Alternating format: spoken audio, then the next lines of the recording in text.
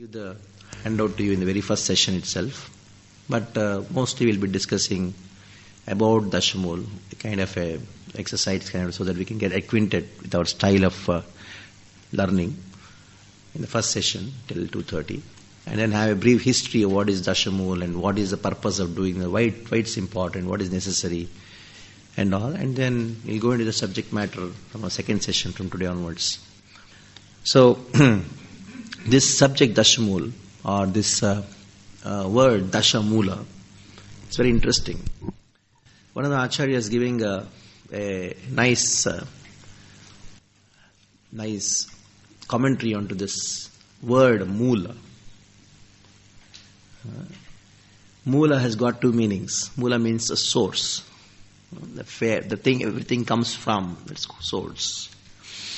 And Mula has got another meaning, that is a root. But here the root refers not to just the root, it refers to the roots of the plants, etc., or the herbs. Generally, if you go to an Ayurvedic doctor with some disease, what does he give you? Some herbs he'll give you, some roots he'll give you, some mula. Use some mulas, by which your disease will go away. So these DasaMulas are something so important, so essential for a devotee. It says that these DasaMulas are 10 roots or 10 medicinal herbs given by Bhaktivinoda Thakur so that we can cure our disease of material existence. It's interesting, we are seeing it, this word Mula. So now this Dasa means 10, Mula means 10 aspects of our philosophy. Now, going to the history of it, how and where it starts from. It starts from the very subject matter of the Vedic philosophy itself. When the Vedic philosophy was presented to Brahma, and through different sources and different sampradayas, they all became very expanded. It became so vast. That what to read, what to find out from there, it became very difficult for people. Like, for example, you are thrown into ocean and then you don't know what you want to get out of this ocean. You put a diving dress, a scuba diving dress, and you dived into it. Once you are dived into the ocean, you should know why you are dived for, what the purpose of it, what you want to find out. So, in one sense, we have dived into the ocean of Vedic literatures. Now, what are the objects to be known? If you don't know that, then what will happen? We'll land up in getting those objects which are not the primary things, and consider it to be the primary things, like dharma, artha, kama and moksha. That is why Chaitanya Charitamrita starts with a very important word, Tamo Nudau. Why did Chaitanya Mahaprabhu come? He wanted people to deliver from the science of material existence. What is that tamas? Dharma, artha, kama, moksha. Dharma projita kaita votra paramo nirmatsaranam satam vedyam. From all the Vedas, what is to be known? That has to be known first. If all the Vedas, what has to be known, if that is not known, you read any Vedic literature, you'll land up into a big problem, misunderstanding. That is why before teaching any scripture or any philosophy, first the object to be known, that is being revealed. If the object to be known is not revealed, then we'll read so many things and then conclude so many different things. That is why Srila Prabhupada used to say, before knowing Bhagavad Gita, you should know this thing. Vedescha sarver ahameva vedyo. I am to be known from all the Vedas. What is to be known from the Bhagavad Gita? There is a standard way of presenting any book or any subject matter. So if you see the entire Vedic literatures, what is to be known from there? Technically, the objects to be known, they are known as prameya. The word prameya means prameya.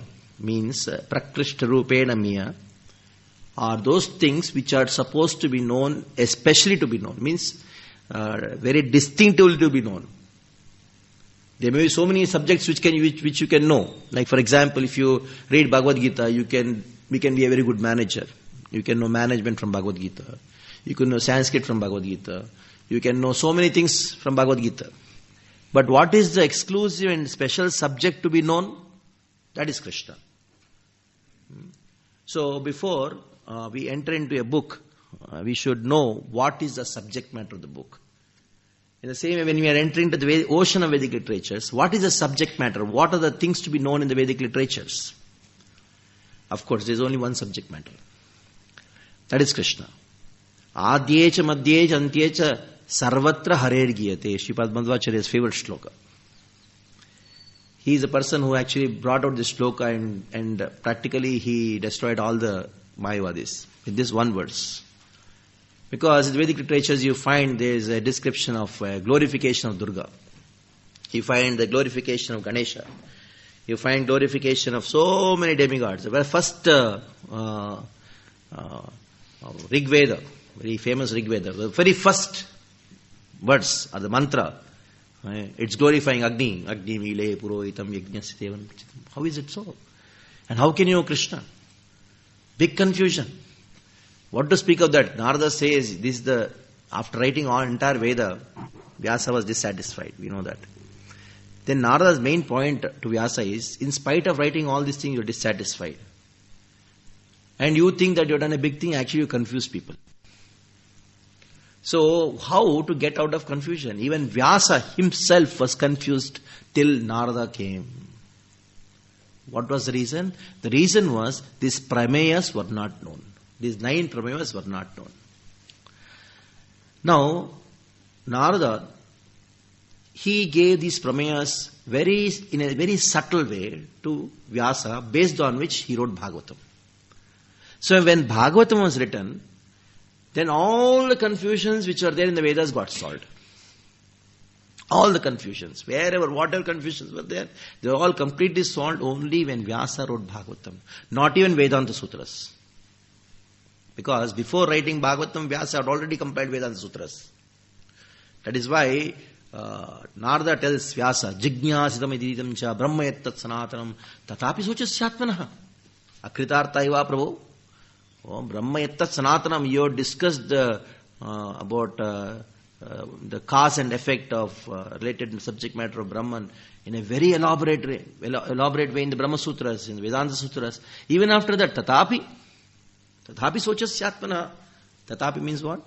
Even though you have done that, you are dissatisfied. Now this word tatapi is a very interesting word. Tatapi means even though.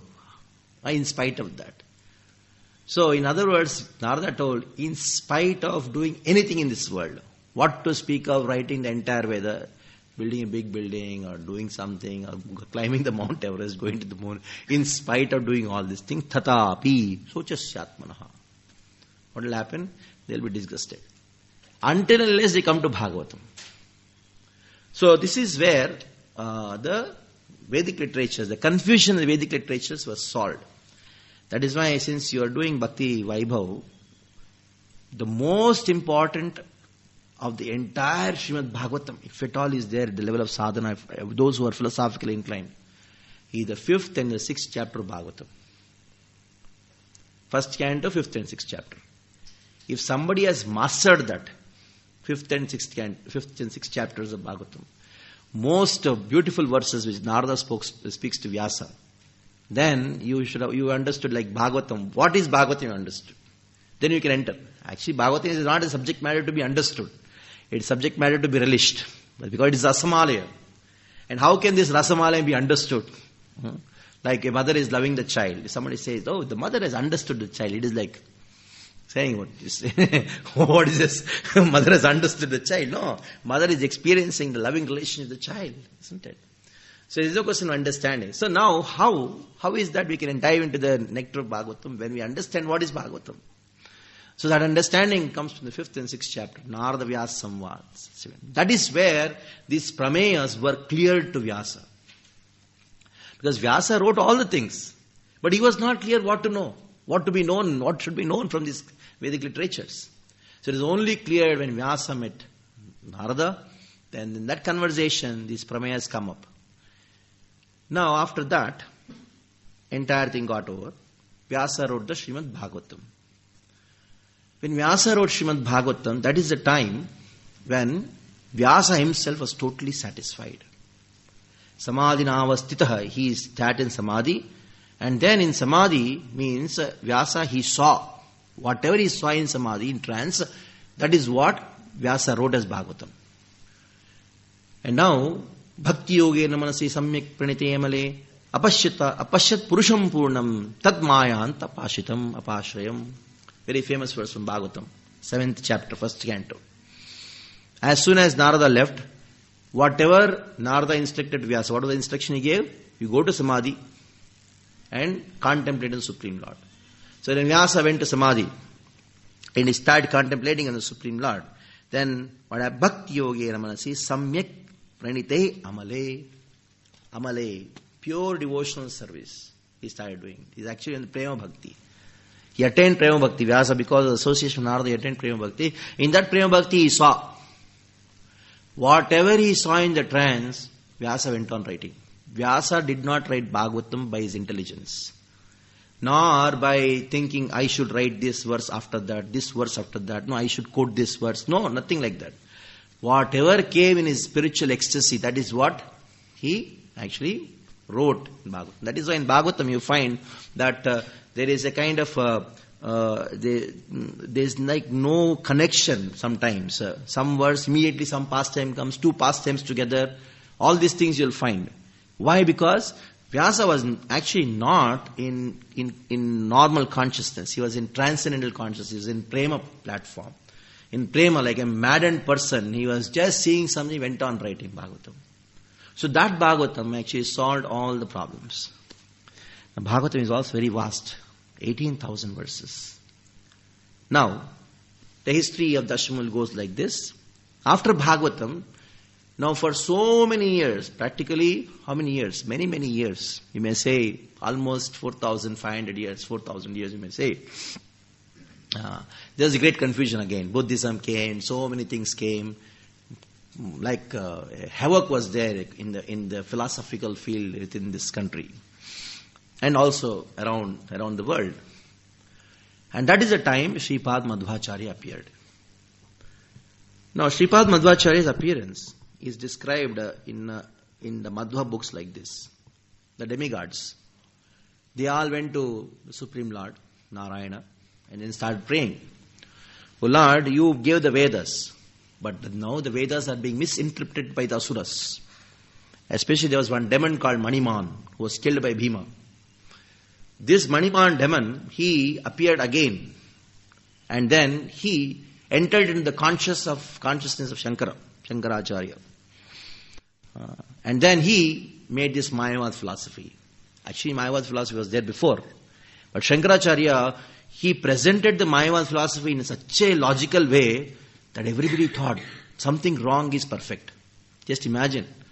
To prove something wrong to be absolutely perfect, you require so much of intelligence. Shankara Sakshat. He is Shankaracharya Shankara himself, Lord Shiva himself. Now he presented the philosophy in such a way, whole Vaishnava philosophy was just thrown to some corners. Hardly people were practicing it. Then Devas went to Narayana and prayed. Then the Lord called Vayu. Vayu Mukhya Prana. So Madhvacharya is Mukhya Prana. Why we are talking about Madhvacharya? Because we are talking about, supposed to talk about DasaMula, then why are you talking about Madhvacharya? Because that is the root. If you're talking about DasaMula, we should know the root of the DasaMula, isn't it? Like once,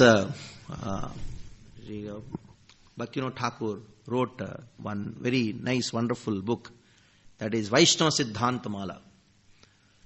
In Vaishnava Siddhanta Mala is like question answers. Like you have these days FAQ, frequently asked questions, FAQs. So Bhaktivinoda Thakur wanted to establish this Namhat everywhere. So that is his program. So then for that he made a flyer. In that flyer, he wrote this book or a small introduction to the entire Namhat program. In that, one of the flyers was this FAQs at that time, that is Vaishnava Siddhanta Mala. And Vaishnava Siddhanta Mala is actually considered to be a very, very precise way of presenting the philosophy. Somebody asks question, immediately answer that. Then somebody asks question, what is the philosophy of Sri Chaitanya Mahaprabhu? Then Srila Bhaktivinoda Thakur immediately said, the philosophy of Chaitanya Mahaprabhu is as told by Sripad Madhvacharya in his Navaprameyas.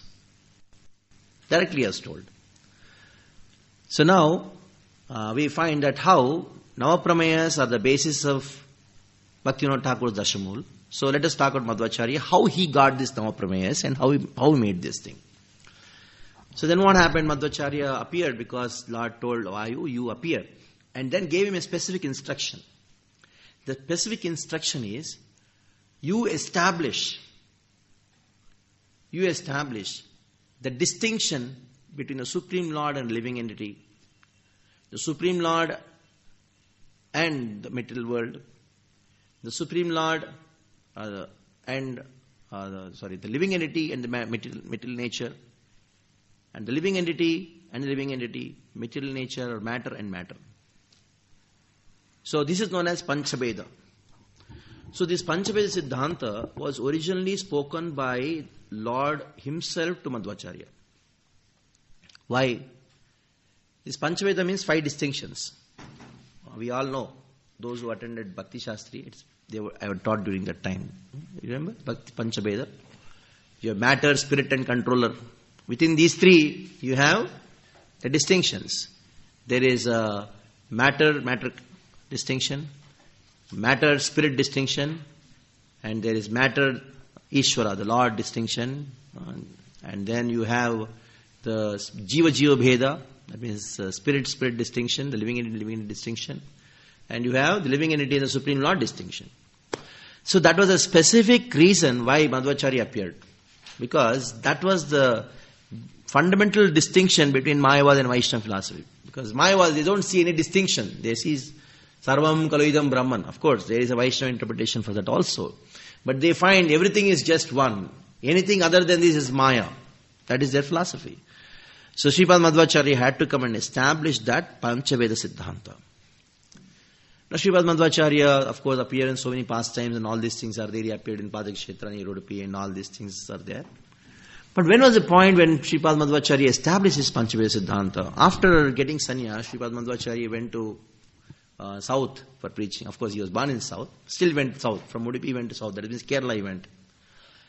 When he was going to Kerala, on the way there is one place called Kasaragod. There one place is Vishnu Mangala. The deity is there. He prayed to the deity that how am I going to establish? The Lord has told me. You have told me that you have to establish. But how to establish this philosophy, this principle? Then the Lord blessed him and then instructed how to establish this thing. You have to establish this Panchaveda Siddhanta based on Srimad Bhagavatam. So Sripad Madhvacharya started speaking on Srimad Bhagavatam in Kerala, and that is where he gave elaborate discourses on this Panchaveda Siddhanta. When he was giving elaborate discourses on Panchaveda Siddhanta, then the Keralites are real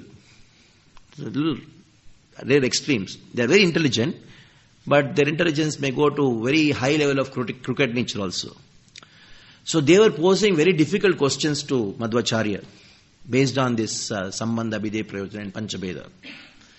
Then Madhvacharya had to come back, and then he again prayed to the Lord, what is this you are telling that I have to establish? But there are so many questions which are coming, and it is very difficult to convince a person about it. What is the source? What is the way? Then he was advised to go to Badri. Then Madhvacharya went to Badri. Madhvacharya went to Badri twice. First time he went to Badri, met Vyasa there. Of course, it is not this Badri where Madhvacharya went. He went to Uttara Badri. There is a Badri which no ordinary person like us, we cannot go there. Vyasa is staying in Uttara Badri. What we see is the Badri where we can go in this body. Madhvacharya went with all his disciples, and Madhvacharya only could go. All other disciples stayed there. His disciple Satyatirtha, he wanted to go behind Madhvacharya. But Madhvacharya, he was walking further and this disciple could not even follow along with Madhvacharya. Then he went to Vyasa. He paid obeisance to Vyasa. And there Vyasa, he instructed Madhvacharya that what are the points you need to explain. You propound the philosophy of Vaishnavism on these 9 principles. He gave an indication. Explain the prameyas first. And based on that you write your bhashya, commentaries and all these things. That is the time Madhvacharya he brought those things and he was coming down south. When he was coming down south, first time Madhvacharya revealed these 9 prameyas in Pandharpur Dham. We all know this Pandharpur. It's in Maharashtra. Vitthala is there. That is the place Sripad Madhvacharya, he wrote these 9 prameyas and then gave elaborate lectures to his disciples and people there on 9 prameyas. That is where these 9 prameyas come into picture. Now, when 9 prameyas, this is how Madhvacharya, we end the topic of Madhvacharya's life, because that is where he mentions his 9 prameyas in a very explicit way. And we will not go to his disciples, how they expanded these 9 prameyas, like Narahari and Sripad Raghavendra Swami has written one elaborate commentary in these 9 prameyas. We will not go to that. We will directly come to Baladev Vidyabhushan Prabhu. Now, Baladev Vidyabhushan Prabhu has corrections in Madhva Sampradaya. He was actually undergoing training in Mysore. He learnt the Madhva philosophy there. And then somehow he came to Vrindavan, he came in touch with Vishnu Thakur and all these people, and then he became a Gaudiya. And Baladev Vidyabhushan Prabhu is known as a Tattvacharya. Tattvacharya means he is the Acharya for philosophy. Now, Rupa Goswami is a Rasacharya, and Vishnu Thakur is actually, he mixes both Tattva and Rasa. That's why it's a very special combination, Srila Vishnu Thakur. He puts Tattva, philosophy, and immediately goes to Rasa. If you read Vishnu Thakur's commentary, you'll find both things like going simultaneously. Both the rivers, one river of Tattva, philosophy, other river is Rasa. Both goes together very nicely, wonderfully. Now here Baladev Vidyabhushan Prabhu, when he wrote Govinda Bhashya, after writing Govinda Bhashya, he found it is necessary that I need to write a commentary on the 9 prameyas. Because he knew Govinda Bhashya is meant for very intelligent people. And common people cannot understand Vedanta Sutras. And for them he wrote 9 principles, a commentary, Prameya Ratnavali, stating that this was originally by Madhvacharya and we are followers of Madhva in aspect of philosophy. In this way, Madhvacharya's commentary, like Prameya Ratnavali, was given by Baladev Vidyabhushan Prabhu. Now, after a few years, Bhaktivinoda Thakur's appearance happened. We all know. Let us see how Bhaktivinoda Thakur, he brought up this DasaMula from Prameya Ratnavali.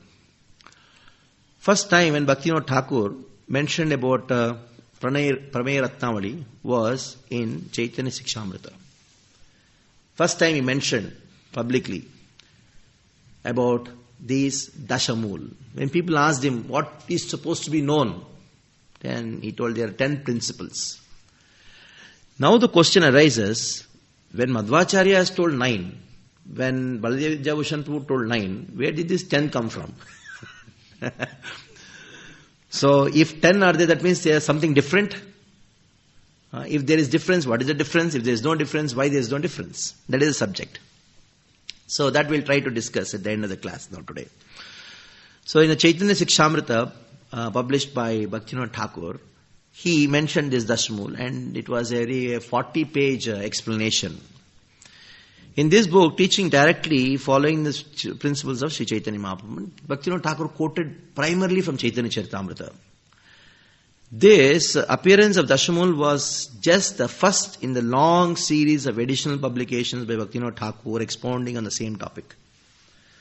So, Bhaktivinoda Thakur mentioned his first, and then throughout all his books practically, and specifically in some books, he has explained these 10 principles only.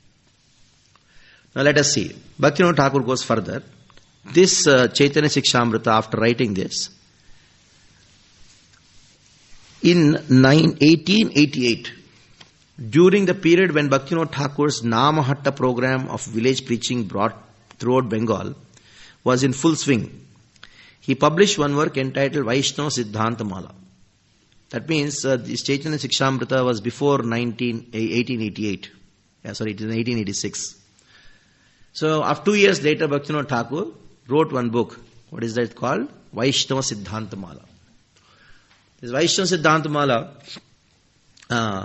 this book was a crystallization of all the basic tenets of Gaudiya Vaishnava philosophy. So, by 1892, 5 parts of Vaishnava Siddhantamala were each republished separately in pamphlet form, specifically for Namahatta distribution. Pamphlet form. It is not a new thing that we are distributing pamphlets. Bhaktivinoda Thakur also did this. So in pamphlet form, he brought out this Vaishnava Siddhantamala. Now the first gutti, or the part, first branch, was entitled Nava Prameya Siddhanta. So Nava Prameya Siddhanta is the first part of Vaishnava Siddhantamala by Bhaktivinoda Thakur. Herein the most vigorous philosophical presentation was made out of the 5 guttis. There are 5 guttis, means 5 sections, 5 chapters. The first one was full of very vigorous philosophical presentation of these 9 prameyas. Utilizing the framework of Madhvacharya's 9 Navaprameyas, explicit purports were presented regarding each of these prameyas in simple question-answer format. If possible, I'll get this thing printed and give it to tomorrow. Very, very wonderful, very beautiful. This I read around 7-8 years back. It came. I thought, if you just distribute this handout, this handout to all the devotees, you will save a lot of time and you will have early prasadam in Bhagavatam class because there will be no questions. After the class, you ask any questions, somebody will ask a question and everybody should wait for prasadam. So I was having this deep realization that if you just distribute this handout, pamphlet, and if somebody will read and come, and after the Bhagavatam class or any class rather, any questions? No questions. It's a great achievement, isn't it? Of course, if somebody asks a question, he's really like Parikshit Maharaj. That's the point. So it's a really interesting thing. Let me see if I can get the printout by tomorrow to you. This is known as Vaishnava Siddhantamala. So it's for Namahatta distribution. And then the first gutti entitled Navapravaya Siddhanta, here in the most, this is over. Yeah. In this way, Bhaktivinoda Thakur was simply, simplifying and systemizing Lord Chaitanya's teachings by drawing upon the authority of Pramana, he successfully demonstrating Mahaprabhu's strict adherence to the teachings of Brahma Madhva line. So here we'll try to talk about it. So here there are 2 opinions, or 2 things. Some people, they say that we are not Madhvas, and some people will say we are Madhvas. Okay? So let us reconcile these 2 statements. Big contradiction. If you go to Gaudiya Math and ask, who are you? He says, we are Gaudiyas. They would never say we are Brahma Madhva Gaudiya Sampradaya. And he will never say that. They will never say that. Why? They quote a pramana. When Chaitanya Mahaprabhu went to Udupi, the conversation between Chaitanya Mahaprabhu and the Acharya at that time, the Acharya at that time is known as Raghuvara Tirtha.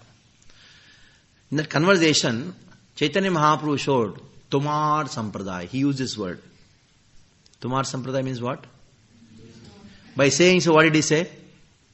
That we are different from you. So it's a very famous. Whenever I meet somebody from Gaudiya Math, when I discuss something with him, they talk, you are Sampradaya. Tumar Sampradaya. That is not Chaitanya Mahaprabhu. We are distinct. So, Balaji Vidyabhushan Prabhu, when he went to Jaipur, when that discussion, the famous discussion, you know how he wanted to establish Radha Govind worship to be together, Radha and Krishna together worship. So at that time, they asked him, what is your Sampradaya? Then he told, they asked him, where is your commentary on Vedanta Sutra? Because until unless you have a commentary on Vedanta Sutra, the 12 major Upanishads and Vishnu Sahasranam and Bhagavad Gita. These are the 4 important scriptures on which you need to have a commentary to establish yourself as a sampradaya. If you don't have a commentary on these 4 books, you cannot be called as a sampradaya. So then ask, where is your commentary on Vedanta Sutra? Then Baladev DasaMula, we accept this thing, Bhagavatam as a natural commentary. We don't require any other. Then he wrote. Another sampradaya was written, and when the commentary was written, of course, Govinda himself told this commentary. That is why he names this commentary as Govinda Bhashya. So when he was given, then again another objection was raised. Now tell me which sampradaya you belong to. Then he told, no, we are Gaudiyas. Then he told, in the scriptures there are only 4 sampradayas. Somehow they wanted to defeat him. Then Baladev DasaMula, he told that we are Brahma Madhva Gaudiya Sampradayas. Then they told, then why don't you accept Madhva Bhashya directly? If you are belonging to Madhva, why don't you accept this directly as Bhashya? So Baladev DasaMula had to go through a great argument and establish that we are connected to Madhvas at the same time non-Madhvas. So this Achintya Bheda Abheda Tattva is applicable here also. Not only to the Lord and the living entity. It is applicable everywhere. Even here also. Like you say. So depending on convenience, we say, we are Madhvas or not. It is a very interesting subject. So neither we should go to that extreme of saying we are not Madhvas at all. Neither we should go to the extreme of saying we are Madhvas. We should see that how we are at the same time not. How we are Madhvas? We are Madhvas because Baladev DasaMula, Bhaktivinoda Thakur, all the Acharyas accepted Navapramayas. These Navapramayas and the DasaMula, this Navapramayas is the thing which actually connects us to Madhva, and it is because of Navapramayas we are Madhvas. And now, how we are not Madhvas? It is because of DasaMula. It is because DasaMula we are not Madhvas. So it is because Navapramayas we are Madhvas. It is because of DasaMula we are not Madhvas. So now, Bhaktivinoda Thakur was the first Acharya in our line who has harmonized this point that how we are Madhvas at the same time not. What he did? He took the Navapramayas of Madhvacharya, changed the order, and changed certain words. That we'll see what those words are. And added one thing. One thing which he added was Rasabdhim. Rasabdhim. Describing Krishna, he added this word Rasabdhi. As we go to that particular verse, we'll have a better understanding of what it is. But for now we should know, Bhaktivinoda Thakur took the same thing what Madhvacharya took and added a Gaudiya fragrance to it. By doing so, we are Madhvas at the same time not. To present ourselves, to present this particular confusion in a very technical way, we are, philosophically speaking, we are Madhvas, but the mood in which we serve Krishna is not Madhvas. The mood is different. The rasa is different. Now, if the mood is different, there should be some change in the philosophy also. Yes. The philosophy has been little bit oriented in such a way. We should not say changed. It has been oriented in such a way that will suit the rasa in which we serve Krishna. So Bhaktivinoda Thakur, by writing DasaMula, he did not change the pramayas. What did he do? He has oriented. That is what we can say. He has oriented the Navapramayas in such a way that our mood in serving Krishna is being established. Okay. So, we'll go to the next line. Now, Bhaktivinoda Thakur, we came to 1892. We came up to 1892. First it was established in 1866. Yeah, 66. After 66, 88. From 88 to 92. In the same year, In the same year, that is 1892, as his Namhatta publication work was taking place in 1892, Bhakti Vinod Thakur also published Sriman Mahaprabhu Siksha. He wrote one book, Sriman Mahaprabhu Siksha, in 11 chapters. This book fully explains Sri Chaitanya Mahaprabhu's DasaMula. So this Sriman Mahaprabhu Siksha, Chaitanya Mahaprabhu Siksha, he wrote a book in Bengali language. In that he explained the entire DasaMula. The first chapter was a summary explanation, followed by 10 chapters of detailed explanation of each Mula. Each philosophical conclusion was supported with profuse Shastric quotations accompanied by Bengali prose translation explanation. This is book in Bengali. So this is Sriman Mahaprabhu Siksha. This is where you will find a very elaborate explanation. It contains 11 verses, 11 chapters. The first chapter is a summary explanation. That means the listing of the DasaMula. And each Mula, he had written one verse and then given an explanation. That means 10 plus 1, that became 11. The following year, that means in 1893, Jaiva Dharma was produced. So Bhaktivinoda Thakur produced this Jaiva Dharma, very famous book, Jaiva Dharma. Many devotees know this book, but some would have read also. Jaiva Dharma was produced. Now in Jaiva Dharma, ranging from chapter number 13 to 20, 13 Sanskrit shlokas were completely introduced. DasaMula was discussed in detail. So now this is how DasaMula became more and more elaborate. So the most elaborate description of DasaMula you will find in Jaiva Dharma. Chapters 13 to 20. Now this time Bhaktivinoda Thakur presented the elements of DasaMula along with other truths in tierce, rigorous, sutra-like format.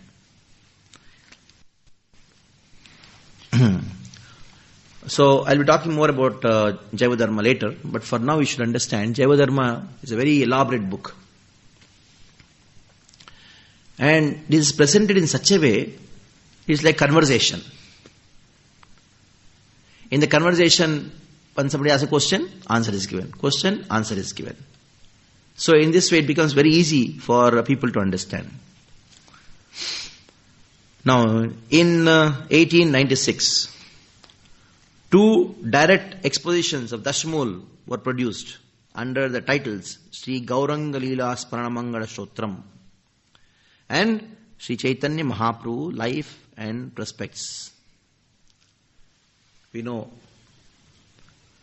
Bhaktivinoda Thakur wrote one stotra about Sri Chaitanya Mahaprabhu, Sri Gauranga Leela Sparanamangala Stotram. In that, starting from 74th verse, I suppose. Let me just check later. 74th verse to 83rd or 85th verse. Bhaktivinoda Thakur, he mentions these things again. And then, the former was in a Sanskrit and included the verbatim of the same 13 shlokas as discussed in Jaiva Dharma. The later was written in English and appeared in 47-page introduction to this Sanskrit writing. The text of Sri Chaitanya Leela Mangala Stotram had Sanskrit commentary entitled Vikashani Tika, written by Srikant Vichaspati. Srikant Vichaspati, there was one great disciple. He, of Bhaktivinoda Thakur, he gave a very elaborate commentary on this particular thing called Sri Gauranga Leela Sparanamangala Stotram, which contained these DasaMula verses. And this was published by Bhaktivinoda Thakur in its entirety along with all the stotras in this work. Now, later in 1900, means now we are reached till 1896, that is appearance year of Prabhupada. In 1900, Harinam Chintamani revealed DasaMula in chapter 7. In Harinam Chintamani, he has put this thing in chapter 7. And in 1901, Srimad Bhagavat Arka Marichimala appeared, expounding upon the most of the mulas in separate chapters. extensively listing Srimad Bhagavatam shlokas corresponding to each mula and accompanied by relevant commentary written by Thakur himself. This is the last. That is Srimad Bhagavata Arka Marichimala. We can safely claim that Bhaktivinoda Thakur came to use this term DasaMula as synonymous with the notion of Mahaprabhu's teaching, consistently utilizing the nomenclature DasaMula in this way. So, in this way, Bhaktivinoda Thakur, he actually spoke about DasaMula only throughout in all his books. Even there is one book called Krishna Samhita, which is a little bit debatable book. Because this Krishna Samhita Bhaktivinoda Thakur, he gave these DasaMulas that even when a Gaudiya reads this, he will not understand. These are DasaMulas. It is something like BI. If you hear a class given by, Bhagavatam class also, given by a devotee from BI, what is he speaking? Is he speaking Bhagavatam or what? We will not be able to understand, isn't it? They will be speaking electron, proton or something like that. It's true. They will be speaking all these things, but you will not be able to understand. Is he speaking Bhagavatam or something else? So Bhaktivinoda Thakur had to deal with a kind of audience, very difficult audience. These audience are pseudo-Vedic philosophers. Means they claim themselves to be Vedic philosophers, but their mentality is British. British means Western mentality. So if they were educated by in the British schools, they are completely brainwashed by the Britishers. But there, they would wear dhoti kurta, they would put tilak, they would worship Shaligram, and they would do yajnas also, and they would talk about Bhagavad Gita, Bhagavatam, everything they would talk. They were great scholars also. But within their heart, they are having Western philosophical contamination. So now, Bhaktivinoda Thakur had to deal with them. How you can deal with them? You will go and say, you become a disciple, they will not become, they will be great scholars. So he has to write something which is so scholarly, which is appealing to them, number one. At the same time, he should not compromise. And they should feel he is talking the same thing what we are speaking. So it requires great intelligence in them.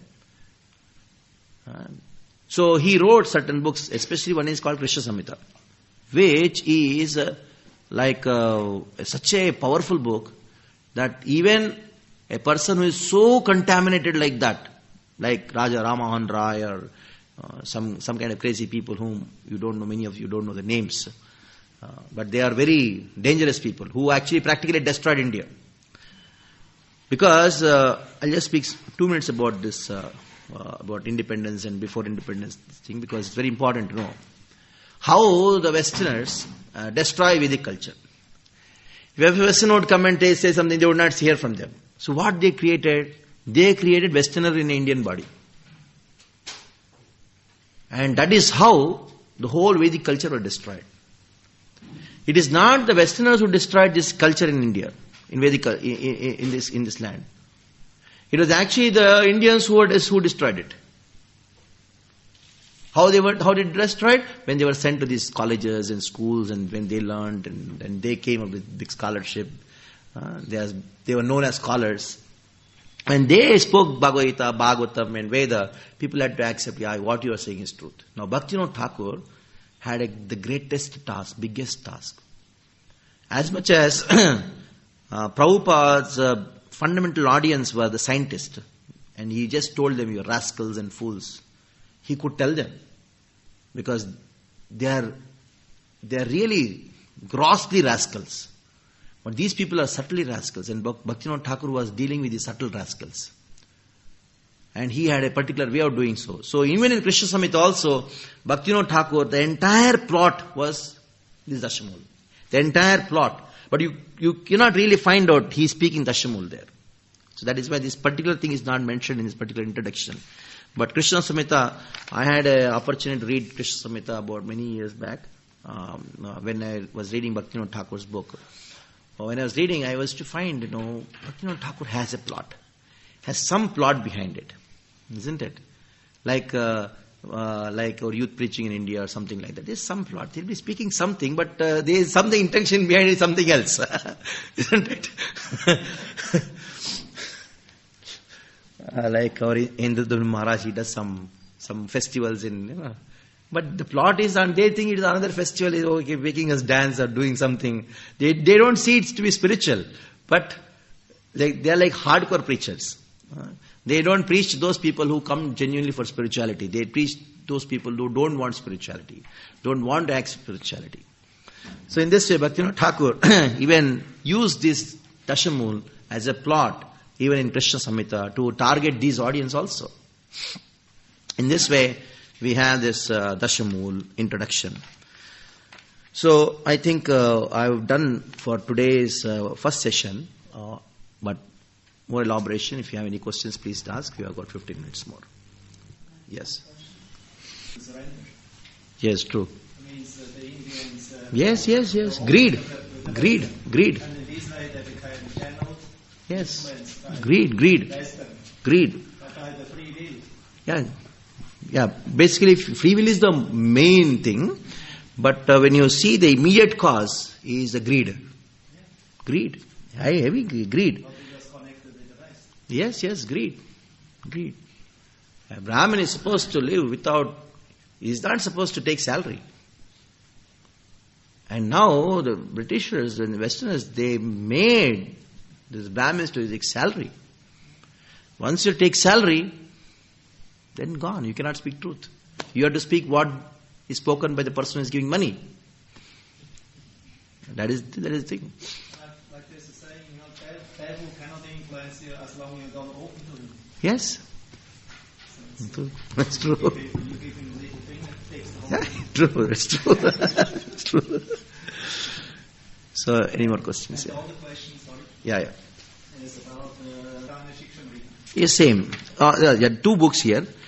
Yeah, one is, the first one is Chaitanya Sikshamrita, where he initially mentioned. And then, later on he wrote one book in Bengali. That is, Sriman Mahaprabhu Sikha. That is the later part of it. See, Chaitanya Sikshamrita was the first book written by Bhaktivinoda Thakur. That was when he was just about 26-year-old or something like that. It was in 1866. 1866. And 20 years later,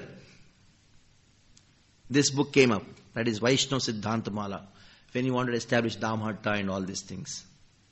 So that is how the chronology goes, like that. Yeah. So any further things? Krishna Samhita. Yeah, one of his. That is the book when he wrote when he was actually a lawyer, as a judge, as a magistrate. Because that is the time when movement, Arya Samaj and Brahma Samaj was so much deeply taking its ground in Bengal. So that is the reason he had to write that. One of the earlier books. So even when I feel so sad when even some devotees who are so-called scholars also, they would say, Bhaktivinoda Thakur, gradually he became a Gaudiya. Because they even show this book and that book, and at the end, then became Babaji and all these things. No, we know him, that he's a liberated soul, is Kamala Manjari. Yeah. So anything? Actually, you can't say he's actually gradually became what is Nitya Siddha, but as a history, he showed the way how he actually became.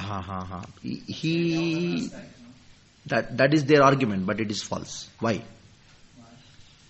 Bhaktivinoda Thakur cannot write anything which is against Mahaprabhu's teachings. Cannot write anything which is against Mahaprabhu's teachings. Of course, not in his writings, but in his life. That is what it is shown. That is what is shown. Like, yes, that is the time I understood. Earlier I was a Kali Bhakta, and now I understood Krishna is Supreme Lord. That is what is shown. That is what is shown. That's all. But it is not truth. Because that is what Vijnana Bhujyai, Vaishnavera Kriya Mudra. Like Prabhupada asked some of his disciples, what is your opinion? It is like that. What is your opinion? He is asking, what is your opinion? Yeah, is it that he doesn't know that? It's like that. to encourage. There may be different purposes for that, like that. So, yes, Prabhu. You're talking about that, you're explaining how Vaishnava Siddhanta was literally thrown apart, and that's when Ramanujacharya. Yes. We were also given to understand about Ramanujacharya. He commented on this Vishishta Advaita, which is Yes. stop this. Yes. So can you a little bit elaborate on that? In the Prabhupada's commentary on Chaitanya Charitamrita, in discussion between Prakasha and Saraswati and Mahaprabhu, in that time, at that particular, in one of the purports, Srila Prabhupada writes, and Srila Prabhupada is translating what Bhaktivinoda Thakur wrote. He said, Acharyas like Sripad Madhvacharya and Ramanujacharya, they made these Vedantists as Vedantis by kicking on their teeth, on their tooth. By kicking on their tooth, they made these Vedantis into Vedanti. Vedanti means no dant. No tooth. They are calling themselves as... So we'll be touching this aspect maybe tomorrow or day after when we talk about Shakti. We have to bring all the Vaishnava Acharyas because... So when you can see Ramanuja's specific... Actually these four Acharyas, all the four Acharyas, one of the duties was to destroy different aspects of Mayavad. Different aspects of Mayavad. But the most horrible aspect of Mayavad was destroyed by Madhvacharya. That is why his name comes first. Because he is a person who actually made this Mayavad building completely like destroyed. Like you see one thing, like there's somebody comes and you want to, there's something, some tree or something like that. Somebody goes on cutting. The last one who comes and pushes it and then falls down. The credit goes to him actually. Though others are all there in line. But isn't it? You go on cutting the tree and one person comes and then just it falls down. And the world saw the entire Mayavad collapsing after Madhva. After Madhva. That is what saw. So that's why he is credited more for. So that is why these Mayavadis, they are not so much afraid of Sri Vaishnavas as much as Madhvas. They are very afraid. Even now down south, when the Madhvacharya, Madhva Sampradaya, they are supposed to take up the Paryaya, means next term of taking care of the Krishna Mat. So they go for Digvijay Yatra. Still they go. They go for Digvijay Yatra, different towns, and then they advertise in the newspapers these days. Anybody who can come and defeat it will give 1 lakh rupees to them. And at that time when they are coming, it has become a system that some of the Mayavadi sannyasis or somebody, they run away from that village. No, at that when Madhva Swamijis come, nobody would hold any discourses or anything during that time. It's still prevalent in some cities in Karnataka. It's become a tradition like that. It is so. So Ramanuja has done, of course, that is, you have to accept it. He has done a particular aspect of it. We'll discuss what particular aspect was it when it comes to that particular section of Shaktim, Sarva Shaktiman, like that. Yeah. Some kind of a link to the next one. Yes, definitely. That is what Mahaprabhu's plan was. Yes. Evolution. When Chaitanya Mahaprabhu comes, that's the topmost. That's true. That is what Chaitanya Mahaprabhu did in Navadvip. He gave 4 instructions to 4 acharyas. Means 8 instructions. He gave 2 to each and took them back. And he gives specific instructions to 4. Based on that, you make the Siddhanta, and I'll come and take it. It is there. That comes in one of the notes. You'll get it. At a particular point. Yes. So these formulas now only come out together with the Govinda Bhashya or separately later? After that, separate. It has a separate book. Now, since you raised the point, Govinda Bhashya, because certain things I don't speak because when questions come, I'll speak about it. Bhaktivinoda Thakur, after writing this DasaMula, he thought that, okay, I have given it for a common man, ordinary man can understand what are prameyas, what is pramana and what is prameya. But if a scholar comes who knows Vedanta, if a scholar comes who knows the Vedanta Sutras in and out to them, he told, okay, I'll write another book. Another set of 3 books. Not another book, another set of 3 books. They are known as Tattva Sutras, Tattva Vivek, Amnaya Sutras. These three books of Bhaktivinoda Thakur, they are one set only. So the entire Vedanta Sutra presented in 3 books. Entire set of Vedanta Sutras presented in 3 books. Now, in Vedanta Sutra, there are basically 2 subjects. One is Swamata Sthapana, other is Paramata Khandana. Swamata Sthapana means what? Anybody can say? A little bit Sanskrit, somebody knows. Establishing one's own philosophy. Swa means ours. Mata means opinion or philosophy. The establishment of one's own philosophy is known as Swamata Sthapana. Another one is what? Paramata Khandana. Others, philosophy being destroyed. So, in Tattva Sutras, Bhaktivinoda Thakur has established this Swamata Sthapana. Tattva Sutras has got 5 chapters, 10 sutras each, total 50 sutras. Those who want to study Bhagavatam from the Vedanta point of view have to study Tattva Sutras. At present in Bhaktiveva, we are not doing study of Bhagavatam from the Vedanta point of view. If you want to study Bhagavatam from the Vedanta point of view, then Tattva Sutras, I have to write it, all 50 here, and then only you study Bhagavatam, like that. A little bit critical study. Like we are still our ordinary people, so we'll try to do Bhagavatam in simple way. One is a study, other is a critical study. We are talking about systematic study. Vedanta means critical study. When you do this critical study, like we are talking about defeating the Mayavadis, isn't it? When you do normal study, you can defeat Mayavadis. If you do critical study, you can dissect the Mayavadis. Like you defeat them, you take them, you dissect them, throw into pieces and apart from apart.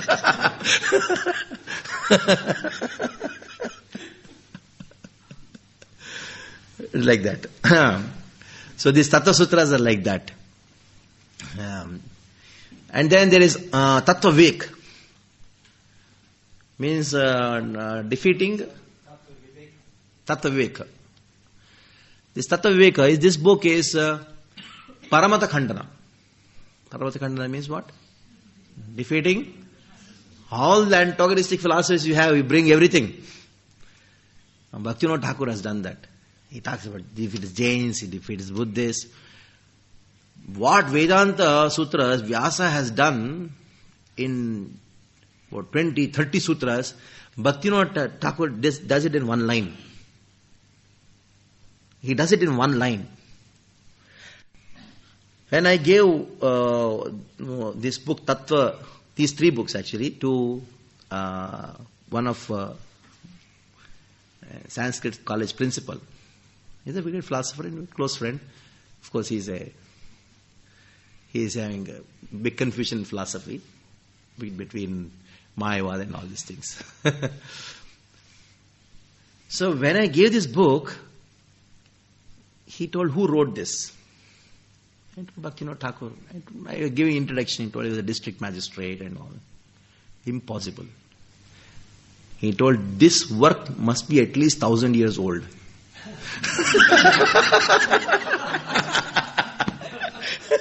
At least 1,000 years old. Because the level of intellect, these days nobody can write.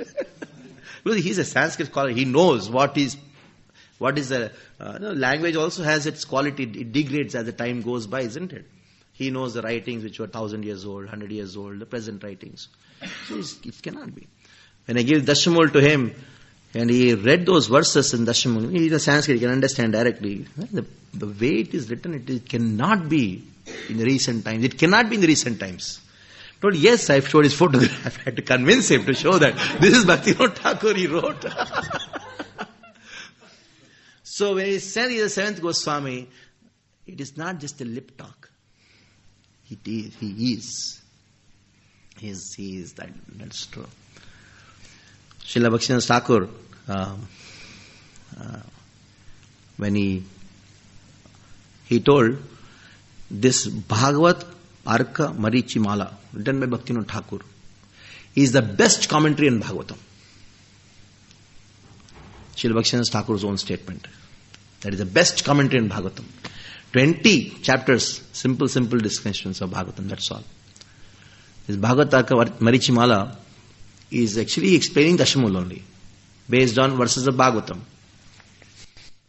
Now, Bhagavatam is the sun. So how do you understand the presence of the sun? Through the sun rays. Arka means rays. Arka Marichi Mala means the rays of the sun. So even the sun's presence is felt by sun rays. We all know sun reveals everything. But who reveals the sun? Sun rays reveals it. So in this way, it is explained in that way. That is the speciality of Bhaktivinoda Thakur's thing. Now we spoke about two books. That is, one is what? Tattva Vivek and Tattva Sutras. And the third one is Amnaya Sutras. So whatever you speak, you cannot just speak from the air. You have a support for it. So Bhaktivinoda Thakur, he takes from different scriptures and then he establishes the philosophy. Quotations. In Amnaya Sutras, you only find quotations. That Upanishad, this word, this Bhagavatam, that Purana, is only quotations you'll find. So that's the whole thing about it. But he had to he had to prove this point in the discussion. But he wrote the book later. Yeah. Is that what you're saying? Yeah. He had to. So, any more questions? Yeah. When you read Prabhupada's books, I'm sure he would have incorporated some aspects of this also. So it's not that I have one book in which one devotee has done a lot of effort to get what Prabhupada, where Prabhupada has done this kind of thing. This book only, VAHE Manual, DasaMula Study Guide. It says that lessons. The lessons of DasaMula as taught by His Divine Grace Bhaktivedanta Swami Prabhupada. Hari is the one without second. He quoted some verses from Prabhupada purports. Purports, quotations he has given. Of course, it's like an informative thing. DasaMula, Srimad Bhagavatam, first canto, second canto, like that, it is there. But what else can be there other than DasaMula? You may find some sentence, you may find it to be one of the mulas. That is what you could find. You should understand, like in the mathematics solution, solution to a mathematics problem, can any solution come without any formula? To go to the next step, you have to have a formula. To go to the next step, you have to have a formula. So, Srila Prabhupada's purports are like solution to the problem in the verse. There's no problem in the verse. That means you have a problem in the verse. You cannot understand it. So to understand that, that is what purport. So at every step there is a DasaMula verse. At every step there is. It goes one by one. So, nice work also, but it is like just in the paper only. It cannot just, in this verse Prabhupada says that, in that verse Prabhupada says that. It's more information. But if you want to know the rule, whenever any commentary is written, there is a particular procedure. And when Acharya is writing commentary, that procedure is spontaneous. So what is the procedure? This is DasaMula. It's like formulas. And then explain that. Like you have Bhagavatam verses which sometimes talks directly about Mayavad. How do you explain that? Do DasaMula.